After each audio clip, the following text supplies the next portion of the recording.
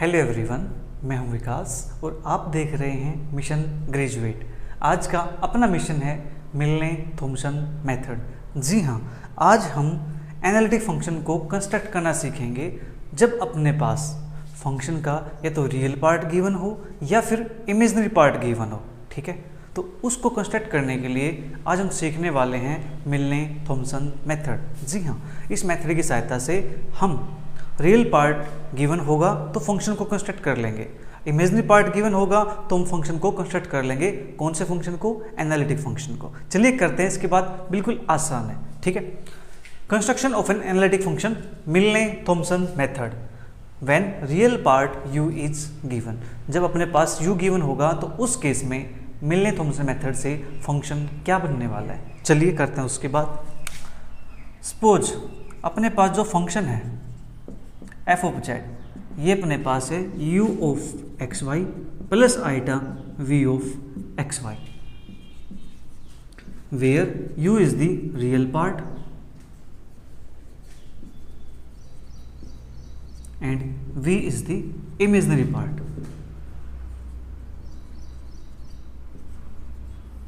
ठीक है, ये अपने पास है since z is equal to x plus iota y, z conjugate is equal to x minus iota y. ठीक है, इसका कंजुगेट अपने पास एक्स माइनस आइटा वाई बनेगा, राइट। उन एडिंग इन दोनों को हम ऐड करेंगे, वी गेट, तो ऐड करते हैं तो ये बनता है जेड प्लस का z conjugate is equal to ये माइनस, ये आइटा वाई है, ये minus iota y cancel out हो जाएगा, तो ये बनेगा यहाँ से 2x which implies x is equal to z plus z conjugate upon 2।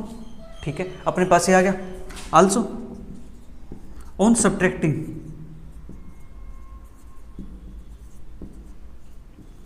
We get, अब सब्ट्रैक्ट करते हैं इनको, z माइनस का z conjugate is equal to, इसमें से इसको माइनस करेंगे तो x वाली टर्म कैंसल आउट हो जाएगी, ये बनेगा iota y plus iota y that is 2 iota y which implies y is equal to z minus z conjugate upon 2 iota. ठीक है, ये वैल्यू अपने पास आ चुकी है प्यारे बच्चों, x की वैल्यू और y की वैल्यू। ठीक है, इसको कर देता हूं मैं हाईलाइट।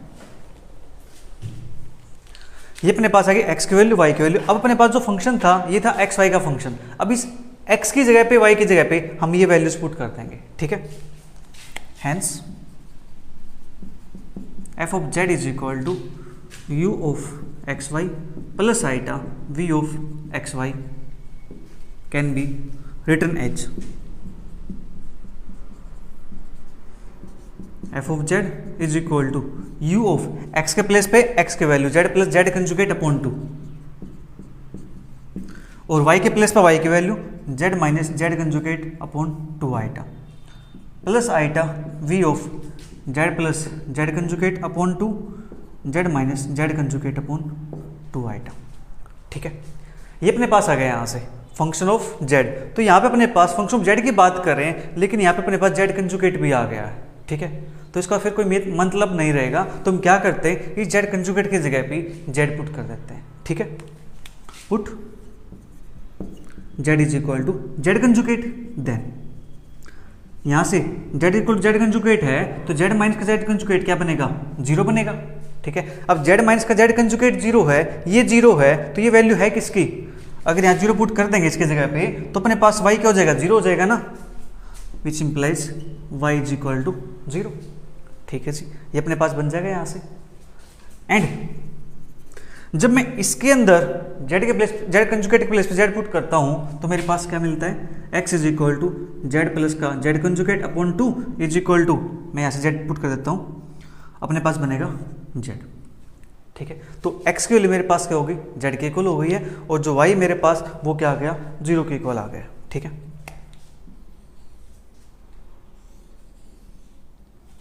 ये वैल्यू मेरे पास आ चुकी है, तो अब अपने पास जो फंक्शन ऑफ z होगा ये क्या बन जाएगा, तो therefore function of z is equal to मेरे पास बन चुका है ये u of z comma 0 plus iota v of z comma 0। ठीक है, इसको मैं लेट कर लेता हूँ इक्वेशन नंबर 1 थोड़ी देर के लिए, कोई दिक्कत तो नहीं है। ठीक है, इतना काम अपने पास हो गया। अपना मोटिव है फंक्शन ऑफ z को कंस्ट्रक्ट करना, right.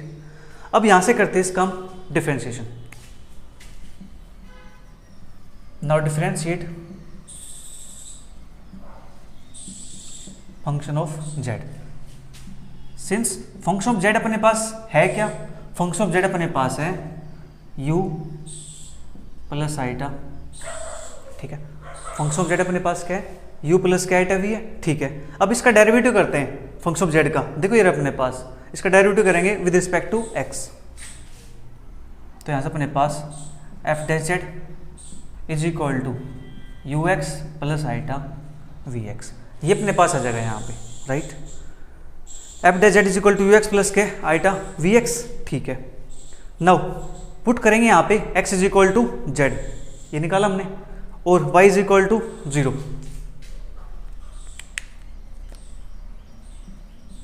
Put x is equal to Z, y is equal to 0, we get f dash Z is equal to, अपने पास बनता है, इसको मैं लिख देता हूँ u x plus iota we x, ठीक है। और बाहर लगाता हूँ x is equal to Z, Y is equal to 0, ठीक है जी। इतना काम अपने पास हो गया यहाँ से।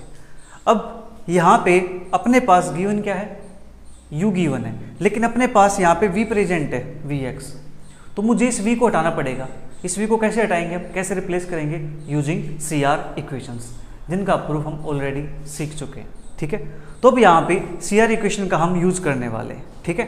अब चाहो तो इसको पहले यूज कर लो सी आर इक्वेशन को, कोई दिक्कत नहीं है, ठीक है। इसको बाद में पुट कर देना, देखो इसको बाद में पुट कर सकते हो, कोई इशू नहीं है। अब पहले एक बार इतना नोट कर लीजिए, ठीक है, फिर हम आगे कंटिन्यू करते हैं इस चीज को।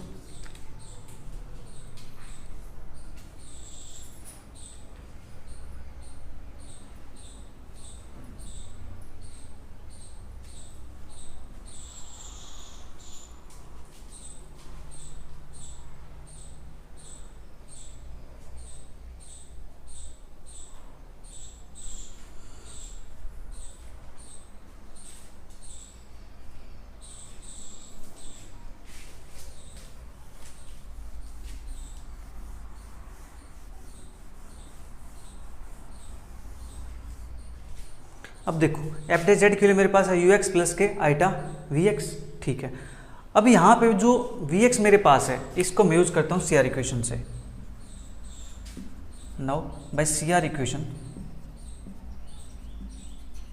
हमें मिलता है वी एक्स की वैल्यू, v x is equal to minus u y, ठीक है, ये आपने पढ़ा था, राइट। तो इसका मैं यूज करता हूँ, तो देयरफॉर एफ डैश जेड मेरे पास बन जाता है यू एक्स माइनस के आइटा यू वाई, क्योंकि अपने पास फंक्शन u गिवन है, ठीक है। तो अपने पास ही आ गया, क्योंकि हम उसी का डेरिवेटिव कर सकते हैं ना, u गिवन है तो u का डेरिवेटिव x के रिस्पेक्ट में, u का डेरिवेटिव y के रिस्पेक्ट में, ठीक है जी। अब यहाँ पे पुट कर देते हैं,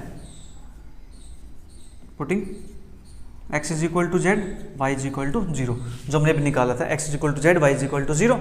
तो देयरफॉर एफ डैश जेड अपने पास क्या बन जाएगा यहाँ से, यू एक्स माइनस के iota u Y, x is equal to Z, Y is equal to 0, ठीक है। अब देखो यहाँ से अपने पास डेरिवेटिव आ चुका है, फंक्शन ऑफ जेड का डेरिवेटिव आ गया, तो इसका अगर इंटीग्रेशन कर देंगे हम, तो हमें फंक्शन ऑफ जेड मिल जाएगा, हमें वही तो चाहिए, ठीक है। तो चलिए करते हैं फिर।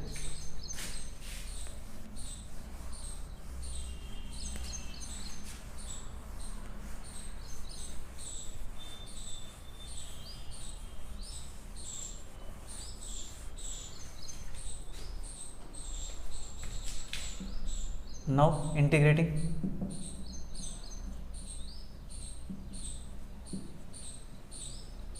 वी गेट, तो हमें यहाँ से मिलता है F Z is equal to integration U x minus iota U I, X is equal to Z और Y is equal to 0, D Z plus integration constant C, ठीक है। अपना मोटिव कंप्लीट हो गया है, ठीक है, अपना मिशन सक्सेस हो गया है, राइट। तो हमें क्या चाहिए था, एनालिटिक फंक्शन चाहिए था जब अपने पास u गिवन हो, ठीक है। Hence this is required analytic function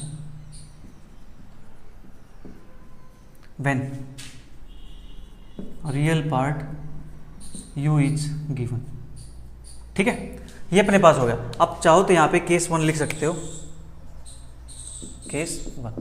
ठीक है, ये अपने पास आ गया। अपना जो मेन रिजल्ट है वो ये आ चुका है कि अपने पास एफ जेड किसके इक्वल हो जाएगा, इंटीग्रेशन यू एक्स माइनस के iota U Y x is equal to Z Y equal to 0 D Z plus C. ठीक है जी। अब बात करते हैं सेकंड केस की। जब अपने पास इमेजिनरी पार्ट गिवन हो तो उस केस में फंक्शन क्या बनेगा, राइट? आपने नोट कर लिया होगा। चलिए मैं बात करता हूं सेकंड केस की।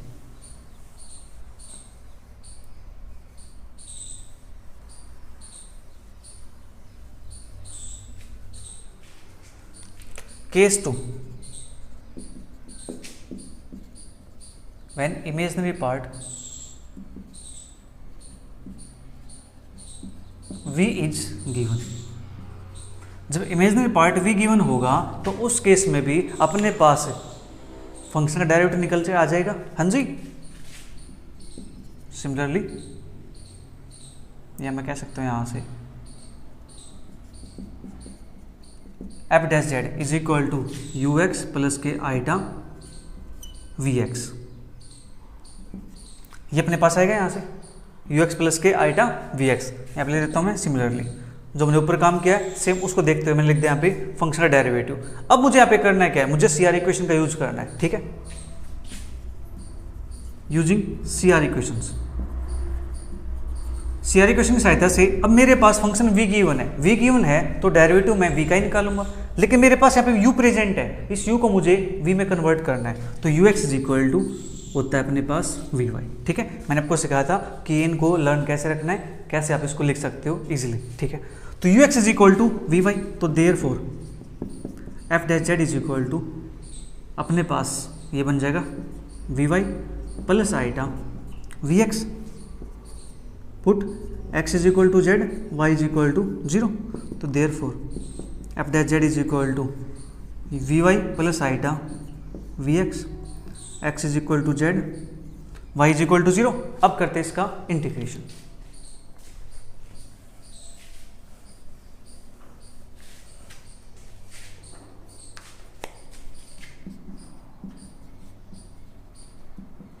इंटीग्रेटिंग वी गेट, तो यहां से इंटीग्रेशन करेंगे एफ डैश जेड का, तो मुझे मिलेगा एफ जेड। ठीक है, और यहां पे अपने पास integration V Y plus iota V X X is equal to Z Y is equal to 0 D Z plus C. यह आ गया अपने पास required analytic function. This is the required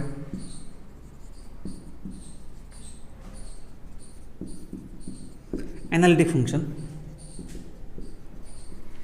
when imaginary part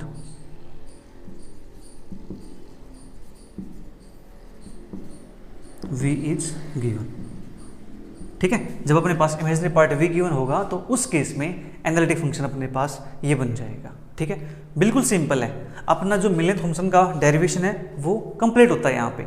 अब इसके बाद जो क्वेश्चंस आएंगे, इस पर बेस्ड जो क्वेश्चन होंगे, फंक्शन की अपने पास रियल पार्ट या इमेजिनरी पार्ट गिवन होगा तो उसे फंक्शन को कैसे कंस्ट्रक्ट करेंगे, एक दो क्वेश्चन की प्रैक्टिस करेंगे तो आपको ये मेथड अच्छे से क्लियर हो जाएगा। ठीक है, उन क्वेश्चंस की बात करेंगे नेक्स्ट क्लास के अंदर। ठीक है, फिलहाल इस फॉर्मूले को याद रखने का सिंपल वे क्या है, सिंपल सा देखो, मैं आपको सिंपल वे बताता हूँ कि अपने पास एफ डैश जेड क्या आएगा, यू एक्स प्लस के आईटा वी एक्स।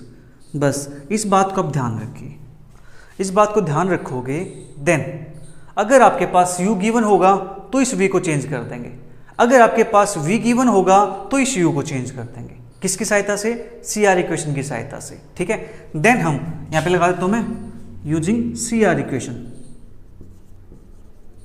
ठीक है, उसके बाद put x is equal to Z और y इज इक्वल टू 0।